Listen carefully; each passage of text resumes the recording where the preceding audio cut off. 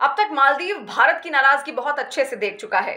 तो भारत की नाराजगी से बचने के लिए अब वो कई सारे उपाय भी ढूंढ रहा है, क्योंकि मालदीव को उम्मीद नहीं थी कि इस तरीके से उसको बहुत सारा नुकसान झेलना पड़ सकता है। नुकसान इस लिहाज से कि वहां पर जितने भी पर्यटक आते थे उसमें ज्यादा संख्या भारतीयों की होती थी, क्योंकि कहा यह जाता है कि हर साल लगभग 2 लाख से भी ज्यादा भारतीय मालदीव जाते हैं अपनी छुट्टियां मनाने।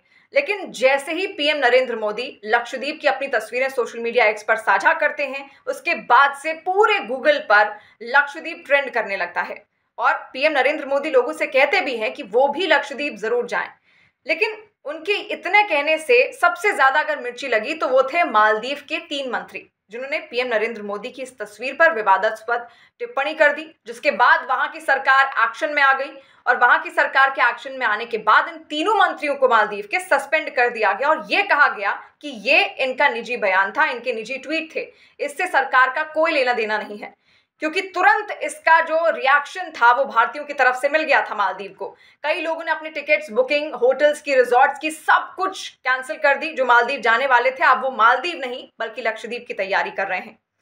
तो भारतीयता की ताकत और भारतीय एकता की ताकत तो मालदीव ने यहाँ पर देख ली, क्योंकि तुरंत रिएक्शन भारतीयों की तरफ से मालदीव को मिल गया। तो कहीं ना कहीं अब मालदीव यहाँ पर अकेला पड़ता हुआ नजर आ रहा था, क्योंकि इस वक्त जो मालदीव के राष्ट्रपति हैं, जो नए राष्ट्रपति हैं मोइजू, वो चीन की यात्रा पर हैं।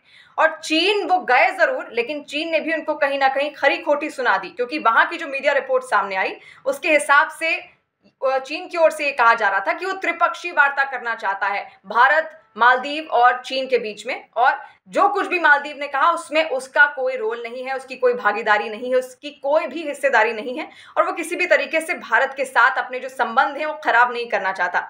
हाल में आपको याद होगा कि ग्लोबल टाइम्स, जो कि चीन की एक न्यूज एजेंसी है, उसकी ओर से रिपोर्ट भी साझा की गई थी। एक आर्टिकल उसमें लिखा गया था जिसमें प्रधानमंत्री नरेंद्र मोदी के नेतृत्व की तारीफ भी की गई थी। तो चीन किसी भी कीमत पर नहीं चाहता कि उसके संबंध भारत के साथ बिगड़े।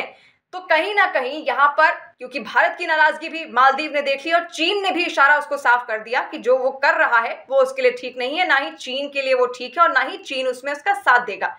तो कहीं ना कहीं अब मालदीव यहाँ पर अकेला पड़ता हुआ जरूर नजर आ रहा था, जिसके बाद मालदीव के जो नए राष्ट्रपति हैं उन्होंने चीन से ये तक अपील कर दी कि चीन से पर्यटक वो मालदीव भेजें, क्योंकि भारत से तो जितने भी पर्यटक जाने वाले थे उन्होंने अपनी बुकिंग्स कैंसिल कर दी। तो इसका सीधा असर वहां के पर्यटन पर होगा, और अगर मालदीव के पर्यटन पर इसका असर पड़ा तो वहां की इकोनॉमी खतरे में आ सकती है। और ये बात मालदीव अब बहुत अच्छे से समझ गया है, इसीलिए उसकी ओर से अब थोड़ी नरमी यहाँ पर बढ़ती जा रही है और भारत का रुख अब उसने साफ देख लिया है। चीन ने भी साफ इशारा कहीं ना कहीं कर दिया है कि वो इस मामले में उसका साथ नहीं देगा।